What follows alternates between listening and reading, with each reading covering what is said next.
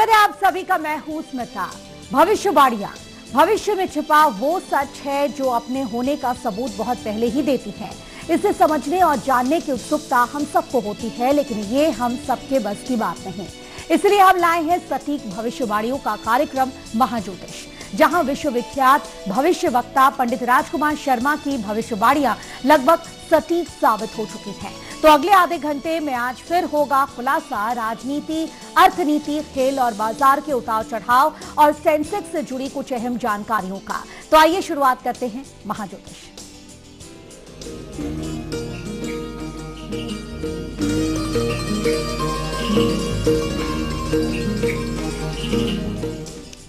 स्वागत है पंडित जी आपका बहुत बहुत हमारे इस खास पेशकश में। हम करोतु कल्याणम। पंडित जी, बिहार में विश्वास मत साबित करने से पहले ही मुख्यमंत्री जीतन राम मांझी ने इस्तीफा दे दिया है। अब बिहार के भविष्य को आप अपनी ज्योतिषीय गणनाओं के मुताबिक कैसे देखते हैं? देखिए स्मिता जी, सबसे पहले तो आपको मैं पिछले कार्यक्रम की याद दिलवा दूं कि हमने पिछले कार्यक्रम में ही ये बात भविष्यवाणी कर दी थी कि कहीं ना कहीं नीतीश कुमार जो है वो वापस जो है वो मुख्यमंत्री बिहार के बनते हुए दिखाई देते हैं, और जीतन राम मांझी जो है वो प्रयत्न करने के बावजूद भी विफलताओं को पाएंगे। पिछले हफ्ते हमारे पास में जीतन राम मांझी जो है उनकी डेट ऑफ बर्थ और उनकी कुंडली नहीं थी। हमने परिश्रम के साथ में इस कुंडली को ग्रहण किया है। 6/10/1944 यानी 6 अक्टूबर 1944 1944 को उनका जन्म हुआ है। वृषभ राशि है, कृष्ण पक्ष की तृतीय है और बुध की उनकी महादशा चल रही है। बुध की महादशा उनकी 2007 से शुरू हुई। बुध उनका छठे घर में कन्या राशि का स्वग्रही बैठा हुआ है, मगर तब भी वो रोग के घर में बैठा हुआ कहीं ना कहीं कुछ ना कुछ चिंताएं जो है वो देता रहता है। आप ये इस बात का यकीन करें, और इस बात के ऊपर जब विश्लेषण करते हैं तो हैरानगी की बात है कि बुध में जब भी चंद्रमा की महादशा शुरू होती है तो आदमी जो है वो चंचल प्रवृत्ति का हो जाता है और कहीं ना कहीं अपनी रेस्टलेसनेस की वजह से कोई ना कोई ऐसा कदम उठा बैठता है जिससे उसको असफलता मिल जाती है और जिसकी वजह से उसको फेल होना पड़ जाता है। जब बच्चों की कुंडली में बुध में चंद्रमा लगता है तो हम उनके वालिदैन को, उनके पेरेंट्स को बोलते हैं कि इस वक्त ऐसा समय है कि अपने बच्चे को स्थिर बुद्धि करने के लिए बोलिए, पढ़ाई के ऊपर कंसंट्रेट करने के लिए बोलिए। सिमिलरली जीतन राम मांझी के साथ में हुआ। उनकी कुंडली का जब हम अध्ययन करते हैं तो बुध में चंद्रमा लगा हुआ है, और जब भी बुध में चंद्रमा होता है आदमी चंचल प्रवृत्ति का, आदमी के जीवन में वॉलेटिलिटी होती है। मस्तिष्क जो है अब कुछ करता है, उसके अगले पल कुछ करता है, इसकी सुनता है, उसकी सुनता है, अपनी नहीं करता, और कहीं ना कहीं इस सशोपंच में, इस दुविधा में, इस कंफ्यूजन में कहीं ना कहीं विफलता को और असफलता को, फेल्योर को हाथ में ले लेता है। इसी तरह जीतन राम मांझी जो है उन्होंने किया, बल्कि सबसे नजदीकी अगर वो नीतीश कुमार के अगर कोई नेताओं को माना जाए तो वो जीतन राम मांझी रहे हैं, जिनको उन्होंने अपनी अनुपस्थिति में मुख्यमंत्री पदवी भी दे दी। इसी तरह एक जमाने में महाराष्ट्र में बाला साहब ठाकरे ने नारायण राणे को पदवी दी थी। अब हम बिहार की बात करते हैं तो नीतीश कुमार की कुंडली और लालू जी की कुंडली और कांग्रेस का समर्थन, इन सब चीजों का देख लेना बहुत अनिवार्य है। एक बात तय है स्मिता जी कि लालू जी की कुंडली में राहु की महादशा चल रही है।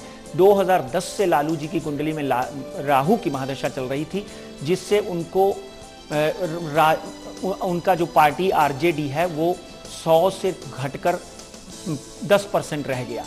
उसके बावजूद वो लड़ते रहे, झगड़ते रहे, जेल यात्रा भी उनको करनी पड़ी। उसके बावजूद भी वो अपने क्योंकि राहु पराक्रम देता है, परिश्रम करवाता है और कोशिश करता है कि हर फेल्योर को पछाड़ कर आगे बढ़ता है। ये लालू प्रसाद यादव जी की कुंडली है। और अगर हम नीतीश जी की कुंडली का अध्ययन करते हैं तो नीतीश जी की कुंडली में भी कहीं ना कहीं वृश्चिक राशि और लगन में मंगल, यानी स्वग्रही मंगल, जिद का पक्का, अपने जितने भी फैसले, निर्णय है उनको, उनके ऊपर अडिग रहने वाला, और कहीं भी कुछ कितना भी बड़ा नुकसान हो जाए नीतीश कुमार अपने फैसलों से कभी भी अडिग नहीं होते। और उनके कार्यकाल में बिहार में प्रगति हुई है। यहाँ पर पटना में 500-800 रुपए पर स्क्वायर फीट प्रॉपर्टी का भाव था, तो आज 4 से 5 हज़ार रुपए हो गया है। कहीं ना कहीं बिहार में प्रगति हुई है। उसके बाद उन्होंने बेशक उसको मुख्यमंत्री पदवी त्याग दी, और नीतीश कुमार की कुंडली में भी राहु की महादशा जो है वो आप यकीन करेंगे 6/4/2015 यानी 6/4/2015 से शुरू होगी। और गुरु जो है कहीं ना कहीं उनका जो है वो उत्तम बैठा हुआ है, वातावरण इतना बढ़िया है। और मंगल की महादशा जो चल रही है उनकी, मंगल राजनीति से, मंगल धरती से, मंगल कहीं ना कहीं आपके न्यूरो सिस्टम से, मानसिक जो फैसले हैं, दृढ़ निश्चय है उसके साथ में, जिद के साथ में लगा होता है। मंगल की महादशा में लास्ट पड़ाव है राहु की महादशा 6/4/2015 से चल रही है। ये कहीं ना कहीं एक बात तय है कि अगले 13 से 15 दिनों के अंदर अंदर जी बहुमत साबित करने के बाद एक बार फिर बिहार की गद्दी पर चीफ मिनिस्टर की पदवी के ऊपर आ सकते हैं। सुमिता जी, आपको याद होगा जब मोदी जी के इलेक्शन थे लोकसभा के, तो तब कहीं ना कहीं नीतीश कुमार जो है उनका नाम प्रधानमंत्री के लिए चलता था, कहीं ना कहीं आपको याद होगा। मगर यहां पर एक बात समझ लीजिए कि राहु की महादशा में मनमोहन सिंह प्राइम मिनिस्टर बने थे, और नीतीश कुमार की कुंडली एक ऐसी सुंदर कुंडली है, कहीं ना कहीं उनका नाम भी प्रधानमंत्री पद के लिए आगे 2022 के बाद चलेगा, और 2032 से पहले पहले उनके प्रधानमंत्री बनने के योग भी बन सकते हैं। अब उनको कोई नहीं छेड़ सकता। जीतन राम मांझी जो है वो अपने ही बुने हुए जाल में फंस गए, चाहे वो उनकी गलती थी, चाहे वो कहीं ना कहीं भारतीय जनता पार्टी का एक छलावा था।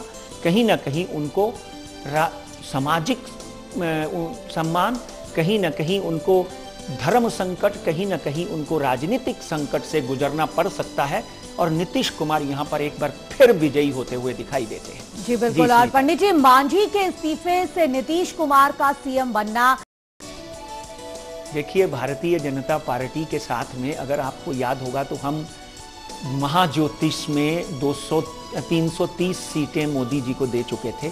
कहीं ना कहीं भारतीय जनता पार्टी के हर वक्त मैं गुणगान गाता आया हूं, और साथ में एक चेतावनी, एक सुझाव, एक सलाह भी देते आया हूं स्मिता जी कि कहीं ना कहीं आपको अहंकार से दूर रहना पड़ेगा, कहीं ना कहीं लोगों से, जनता से मिलकर रहना पड़ेगा, कहीं ना कहीं आपको धर्म का पालन करना पड़ेगा, सांप्रदायिक जो सद्भाव है उसको संभाल कर रखना पड़ेगा। इस देश की अखंडता, जिसमें मतलब यूनिटी जो है, उसको आपने बरकरार रखना पड़ेगा। कहीं आप अपने आप को खुशनसीब कहना शुरू कर देते हैं, कहीं आप कुछ नेता आपके जो हैं वो लव जिहाद का किस्सा उठा लेते हैं, कुछ नेता आपके हिंदुस्तान को हिंदू रंग में रंगना चाहते हैं, बल्कि ये सांप्रदायिकता को बढ़ावा ना दे। वृश्चिक राशि मोदी जी की है, वृश्चिक राशि भारतीय जनता पार्टी की है। मैं अपने महाज्योतिष के कार्यक्रम में समय के प्लेटफॉर्म के माध्यम से कम 50 बार इस बात को दोहरा चुका हूं कि कहीं भी अहंकार, कहीं भी अति आत्मविश्वास आपके लिए भारी पड़ सकता है। और जब हमने केजरीवाल की प्रेडिक्शन की थी, उस दिन भी ये बात बोली थी कि कहीं ना कहीं अगर आप ऐसे ही चलते रहें तो बिहार में आपको मुंह की खानी पड़ेगी। और बिहार के बाद में उत्तर प्रदेश आ रहा है। उत्तर प्रदेश में तो आपकी वो हालत हो सकती है जो आपने सोची नहीं होगी। और हमारे एंकर साहब ने बोला था कि पंडित जी आप तो हमेशा प्रो बीजेपी प्रेडिक्शन करते आए हैं, अब क्या हो गया? क्योंकि ग्रह दशा अपनी चाल चलती है, नियति को कोई नहीं टाल सकता बेटा। जीवन ग्रह दशा 9 ग्रह और 12 राशियां और 27 नक्षत्रों के बिना सांस तक लेने नहीं देता। आप यहां बैठे हैं, शाम को आप देखते हैं कि आप कहीं और बैठे होते हैं, सुबह आप अपने बड़े बुजुर्ग को मिल के आते हैं, शाम को खबर मिलती है कि उनकी मृत्यु हो जाती है। तो कहीं ना कहीं इस ब्रह्मांड के ये जो नक्षत्र है, ये जो नक्षत्रों को एक ज्योतिषी भगवान की तरह पूजता है और मैं उनके बीच में रमता हूं। I breathe astrology, I eat astrology and I pray astrology and I tell you one thing very clearly कि कहीं ना कहीं एस्ट्रोलॉजिकली भारतीय जनता पार्टी जो है उनको अपने व्यवहार में, मोदी जी ने पिछले 2 दिनों में 2 हफ्तों में जो कदम उठाए हैं, अपने सब मॉन्यूमेंट नीलाम कर रहे हैं और जनता के साथ मिलकर रह रहे हैं, कहीं ईसाइयों के फंक्शन में जाकर कह रहे हैं कि हम सब एक हैं, हिंदू मुस्लिम सिख ईसाई, और कहीं ना कहीं ये इस बात को लोगों तक पहुंचने में समय लगेगा, क्योंकि आप 8 से 9 महीने तक अपने अति आत्मविश्वास में और कहीं ना कहीं भारतीय जनता पार्टी के नेता जो हैं अपने अहंकार में घूमते रहे, चलते रहे।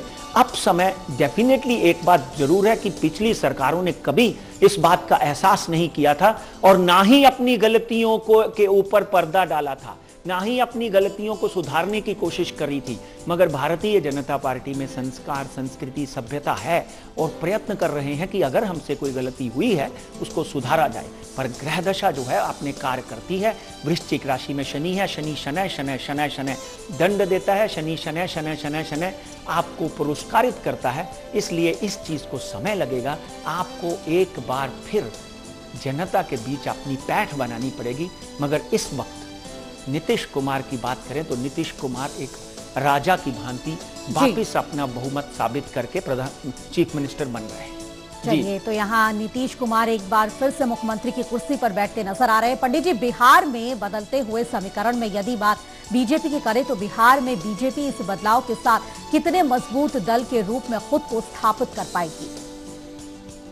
देखिए, आगे आने वाले इलेक्शंस की बात करें तो definitely when the election dates will be declare, जब डेट्स डिक्लेयर होंगी तब हम उसके ऊपर चर्चा करेंगे।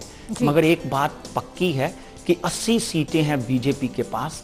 80 से 85 नहीं होंगी, 80 से 70 हो सकती हैं, 60 हो सकती हैं, 40 रह सकती हैं, क्योंकि ग्रह दशा जो है वो बहुत उत्तम नहीं है भारतीय जनता पार्टी के लिए। मैं 2/11/2014 से आपके शो के माध्यम से, इस प्लेटफॉर्म के माध्यम से हाथ जोड़कर, करबद्ध होकर, चाणक्य बनकर कहीं ना कहीं इस बात को भारतीय जनता पार्टी के नेताओं तक पहुंचाने का प्रयत्न करता रहा हूं और अब भी करता रहूंगा, क्योंकि कहीं ना कहीं आप अपने ही फैसलों के शिकार हो जाते हैं।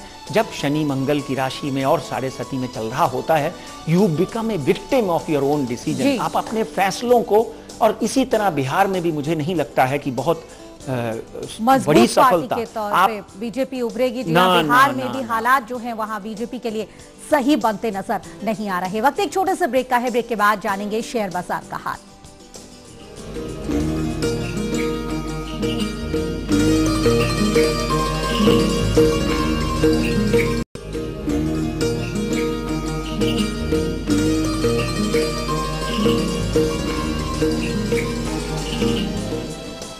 ब्रेक के बाद आपका स्वागत है। पंडित जी, इस सप्ताह कैसा रहने वाला है शेयर बाजार? नेशनल स्टॉक एक्सचेंज और बॉम्बे स्टॉक एक्सचेंज का रुख कैसा रहेगा? सोने की चमक और चांदी की चाल में कितना बदलाव? जी, अब जब हम बाजार की बात करते हैं, अर्थशास्त्र की बात करते हैं और कहीं ना कहीं जेटली साहब के बॉडी लैंग्वेज की बात करते हैं और उनका किस सेक्टर के ऊपर ज़्यादा प्रभाव पड़ेगा, बजट का किस सेक्टर के ऊपर प्रभाव पड़ेगा, अंतर्राष्ट्रीय बाजार के ऊपर हमारे बजट का क्या प्रभाव पड़ेगा, कौन सी कमोडिटी में किस तरह की चाल चलेगी। अब सबसे पहले हम बॉम्बे स्टॉक एक्सचेंज की बात करते हैं, जो भारतीय अर्थशास्त्र की रीढ़ की हड्डी है। बॉम्बे स्टॉक एक्सचेंज की बात करें तो 29,600 का आंकड़ा इस हफ्ते पार कर चुका था। कहीं ना कहीं फ्राइडे को बाजार नीचे गिरा और अब हम अगर बात करें तो 29,400 का ऊपरी आंकड़ा जो है वो कहीं ना कहीं बरकरार रहता हुआ दिखाई देता है। मुझे नहीं लगता है कि बजट से पहले या बजट के दौरान कहीं 30,000 का आंकड़ा मार्केट छुएगी। बाजार एक बार 28,400 भी देख सकता है ये हफ्ता, क्योंकि 28 तारीख को बजट है। कहीं ना कहीं ये जो नेक्स्ट वीक है बाजार में उठक बैठक चालू रहेगी। आप देखते हैं कि बाजार सुबह 140 पॉइंट नीचे खुलता है, बंद होते होते 150 पॉइंट ऊपर बंद होता है, या कहीं ना कहीं दिन में 3 बार ऊपर जाता है, 4 बार नीचे आता है। इसी तरह का माहौल बाजार में बना रहेगा, क्योंकि FIIs जो हैं, इन्वेस्टर जो हैं, बजट के ऊपर अपनी नज़र गाड़ कर बैठे हुए हैं। सेक्टर के हिसाब से मार्केट में कहीं ना कहीं ऊपर नीचे हो रहा है। तो 28,400 नीचे का आंकड़ा, 28,200 भी कहीं ना कहीं आ सकता है। बाजार में एक रिकवरी आ सकती है, लोग अपना थोड़ा बहुत लाभ जो है वो निकाल सकते हैं। अब हम निफ्टी की बात करें नेशनल स्टॉक एक्सचेंज की, तो 8,860 का आंकड़ा बाजार ने पिछले हफ्ते छुआ और अगले हफ्ते भी 8,850 का आंकड़ा बरकरार रहता है ऊपर का, और नीचे का आंकड़ा जो है 8,680, 8680, प्लीज नोट कीजिए 8680 जो है वो आंकड़ा बनता हुआ दिखाई देता है।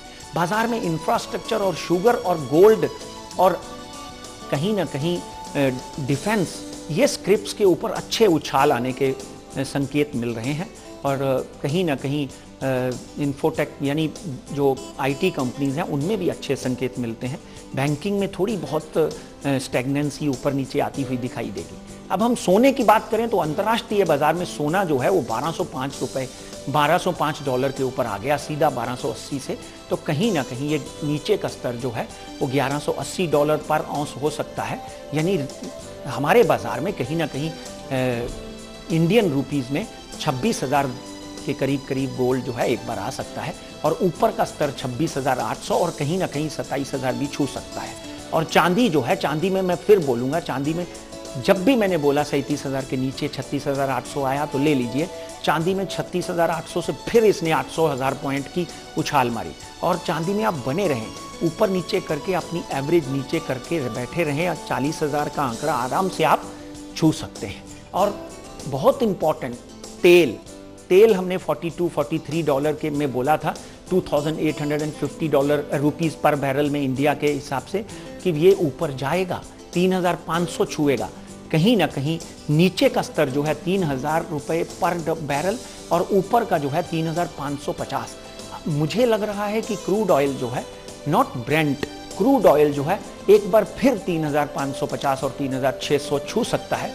इसमें पैसे कमाने के अच्छे आपको मौके मिल सकते हैं। प्रॉपर्टी बाजार में थोड़ी बहुत स्टैग्नेंसी, यानी गिरेगा नहीं। अपने मेट्रोज में प्रॉपर्टी मार्केट जो है उसमें इन्वेस्ट करके बने रहिए। कहीं ना कहीं हर साल आपको 15 से 20% जो है वो प्रॉफिट मिलने के पूरे योग बनते हैं। कहीं ना कहीं बजट के दिन चल रहे हैं, और बाजार में कहीं ना कहीं उथल पुथल हो सकती है। सामान्य आम आदमी जो है, आम इन्वेस्टर जो है, उससे मैं अनुरोध करूंगा कि वो मार्केट से दूर रहे। अगर प्रॉफिट में बैठा है तो प्रॉफिट निकाल कर बैठ जाए, और अगर मार्केट नीचे जाती है तो कवर करने के लिए थोड़ा बहुत खरीदें। यहां पर एक चेतावनी देना भी बहुत आवश्यक है कि आप या मैं, यानी हमारी टीम या मैं, आपके निवेश से लाभ और हानि के बिल्कुल भी जिम्मेदार नहीं है। आप अपने किसी अच्छे एनालिस्ट से भी सलाह लें, अपनी बुद्धि का भी इस्तेमाल करें, और हमारी प्रेडिक्शंस को भी साथ में लेकर बाजार में इन्वेस्ट करें, तो आपका लाभ ही लाभ होगा। सोच समझकर अपने पैसे को इन्वेस्ट करें, क्योंकि ये हार्ड अर्न्ड मनी होती है। गॉड ब्लेस यू, शुभम भवतु। चलिए पंडित जी, तमाम जानकारी के लिए आपका शुक्रिया, धन्यवाद। और इसी के साथ ही हमारे इस खास पेशकश में फिलहाल इतना ही। वक्त एक छोटे से ब्रेक का है। ब्रेक के बाद भी खबरों का सफर लगातार जारी है।